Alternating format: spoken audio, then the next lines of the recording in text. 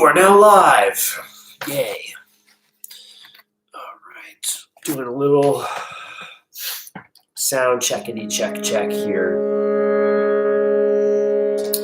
I can't hear it.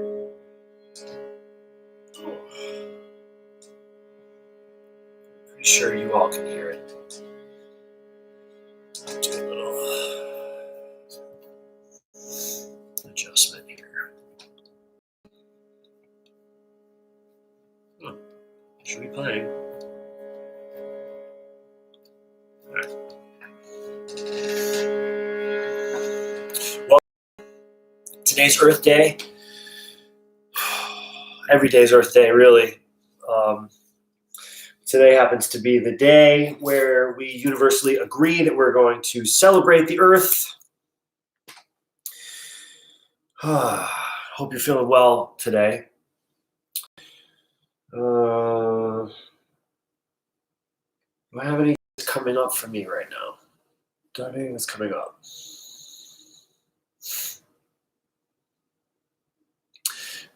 Desire to morning.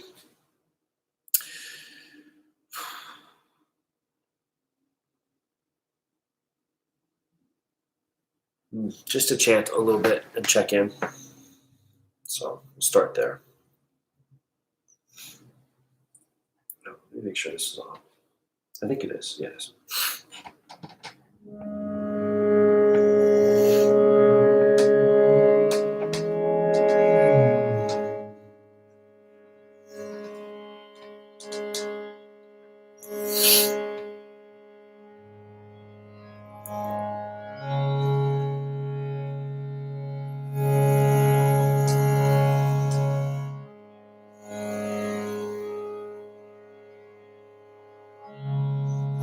Taking a few cleansing breaths.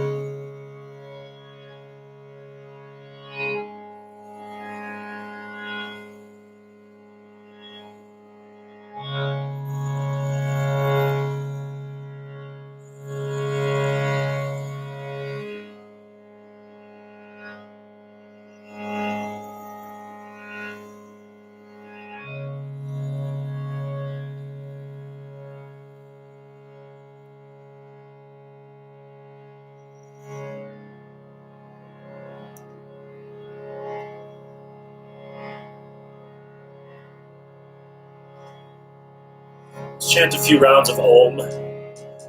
Big breath in.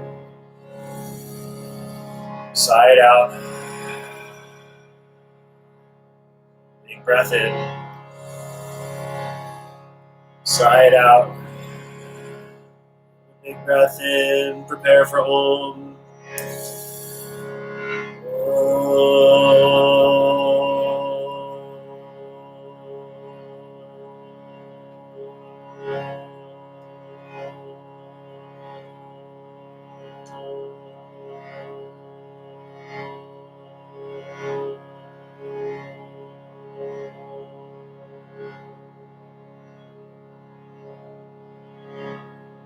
Again.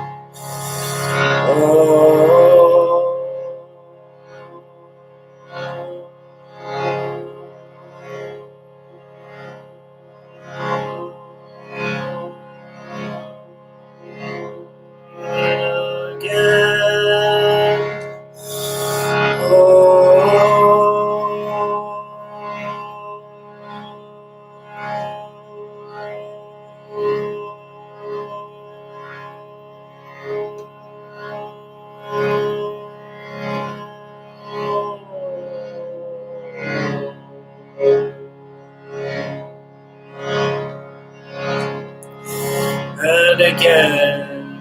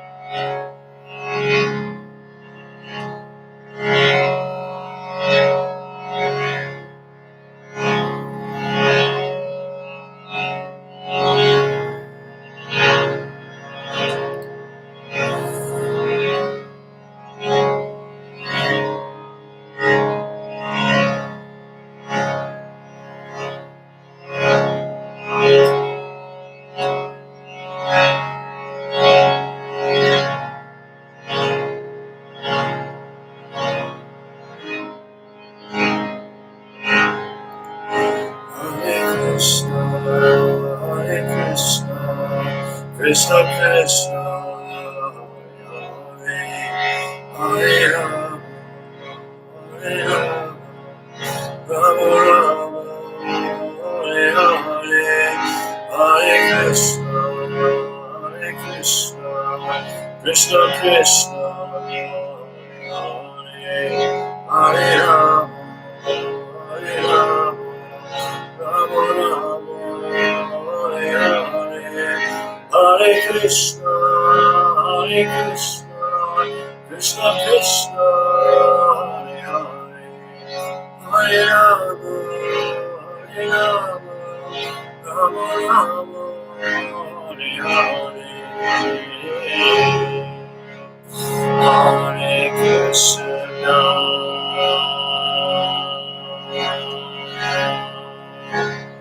Hare Krishna,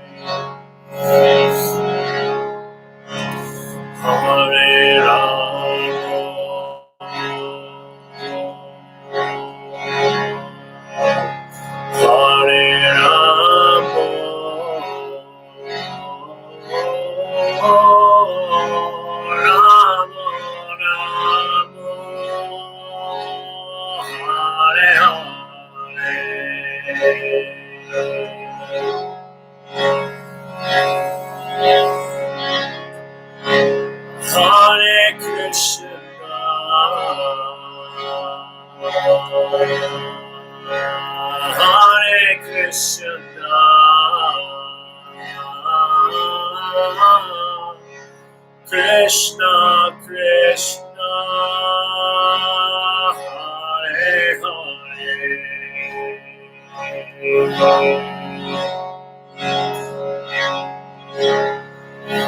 Hare Rama,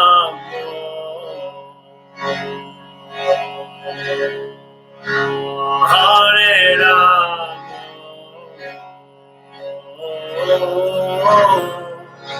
Rama Rama,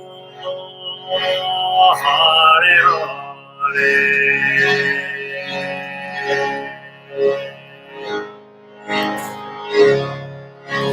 Hare Krishna,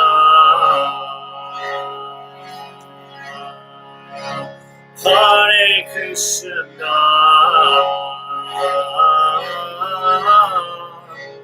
Krishna Krishna, Hare Hare,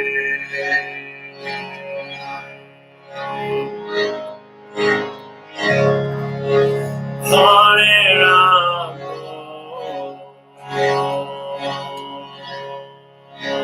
Hare Rama,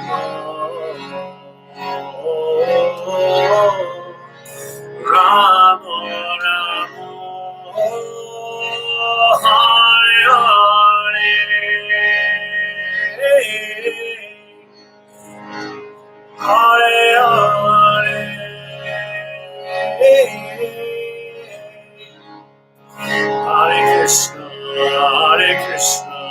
Krishna Krishna, Hare Hare, Hare Rama, Rama Rama, Hare Hare, Hare Krishna, Krishna Krishna, Hare Hare, Hare Rama, Rama Rama, Hare Hare.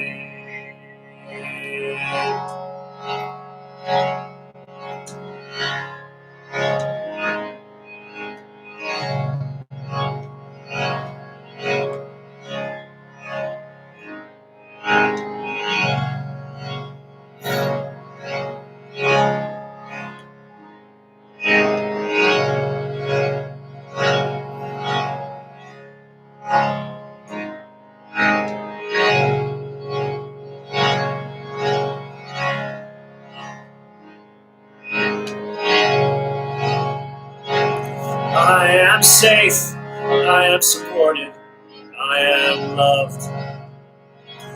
I am safe, I am supported, I am loved. I am safe, I am supported, I am loved.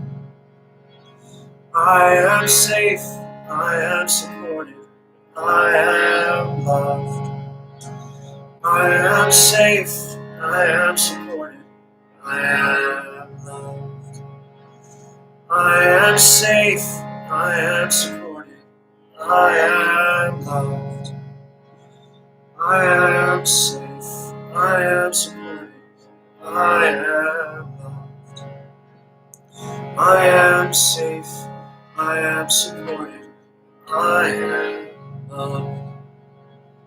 I am safe, I am supported, I am loved. I am safe, I am supported, I am loved. I am safe, I am supported, I am loved. I am safe, I am supported, I am loved. I am safe, I am supported, I am loved. I am safe, I am supported, I am loved.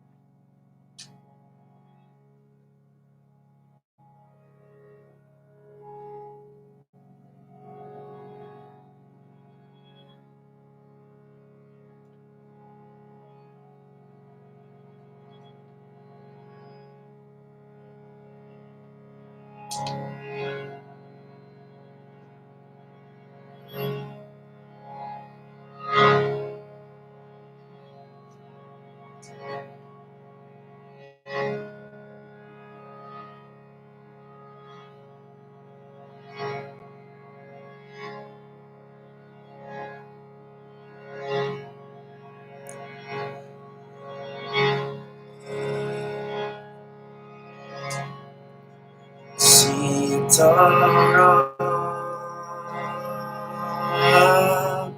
Sitaram, Sitaram, Sitaram,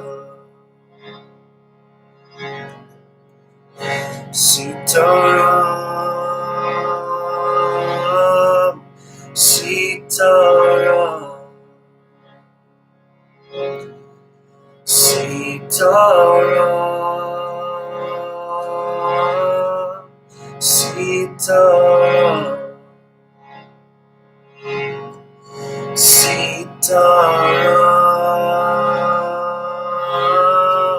Sitaram, Sitaram,